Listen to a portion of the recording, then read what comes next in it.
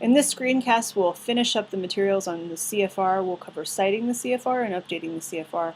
Then next up, we'll deal with other administrative materials. Citing to the Code of Federal Regulations. Here's what the citations look like. You have the title. In this case, it's FTC Credit Practice Rules. You have the volume number. This one's 16. The section sign, the abbreviation CFR, then the section sign, and then the actual section. This one's 444, and then the date. The year right here, 2005. That's all you need to put, just the year. Notice when we've been looking at these sections, look at all this info not in this citation. You don't get the subchapter part, the subsection, not the specific, any specific days that might involve all the juicy info that would help us find the information better. This information you can always put in a parenthetical at the end of this later. I am not mandating that for any, say, exercises or anything like that.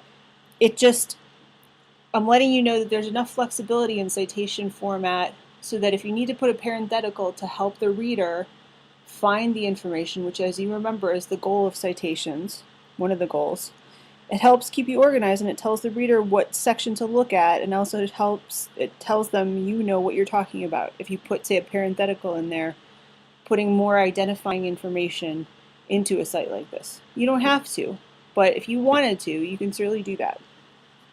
So how do you update the CFR? In theory, you could read the Federal Register all the way back through to the beginning, but no, I'd prefer that you not. You can take a shortcut and avoid the need to update, but by just use the eCFR as a current, unofficial, sort of quick and dirty way of getting a current updated version of the CFR.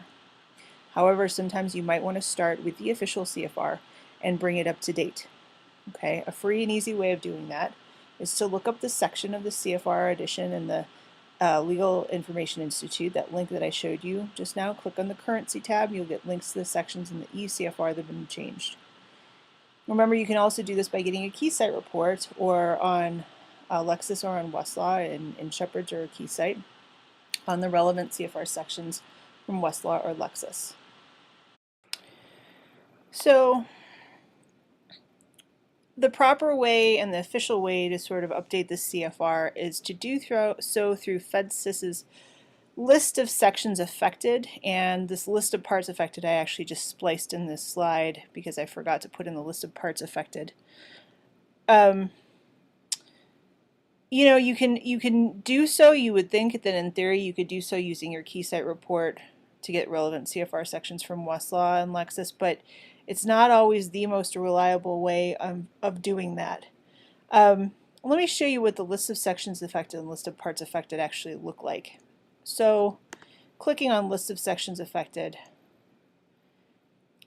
I gave you a link that goes directly to the GPO link.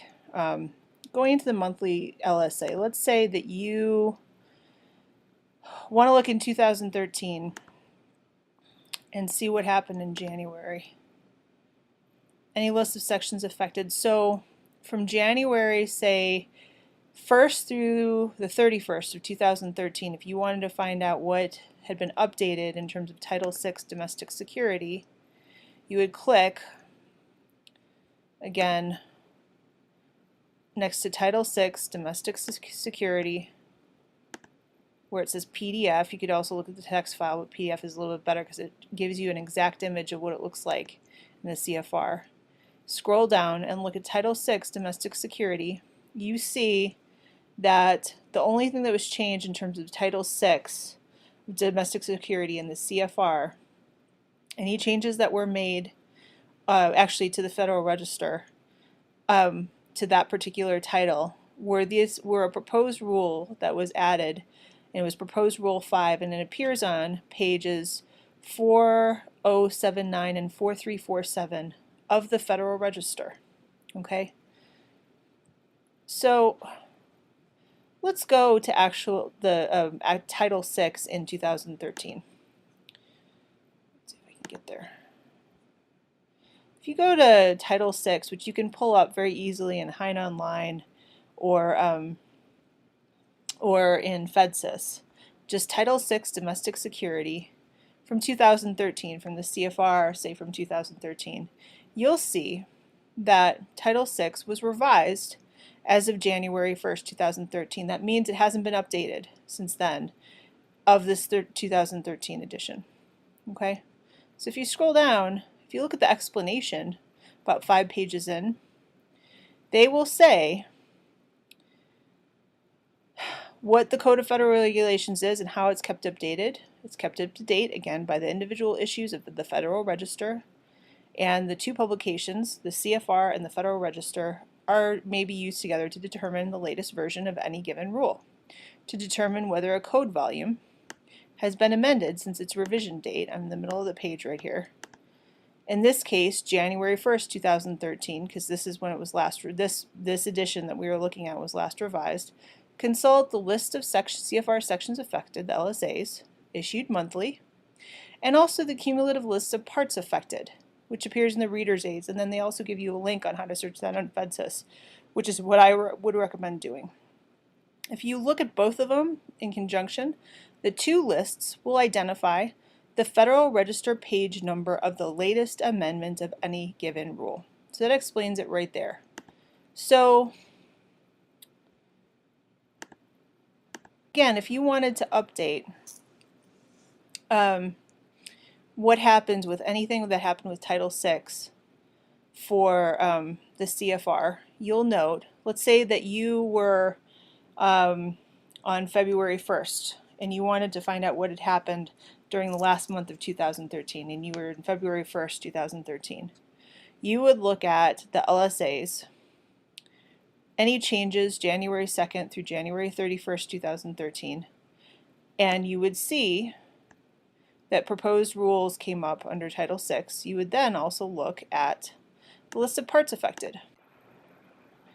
Going back to the PowerPoint, clicking on list of parts affected, that link that I gave you, it bumps you to this handy list of parts affected from the Federal Register. I'm going to browse by date.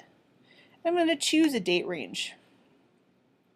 Let's say I wanted to find out everything that's happened since January 1st, 2013 and February 28th, 2014. I'm going to choose a date range, again, January 2nd, say, 2013, and February, say 27th, 2014. I've chosen my date range and I'm going to click Go.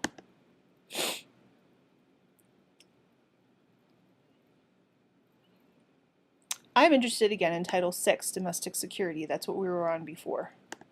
So I'm going to maximize Title VI. And I see that there were different parts of that title that were actually affected. So I want to look at Part 5. Open that up.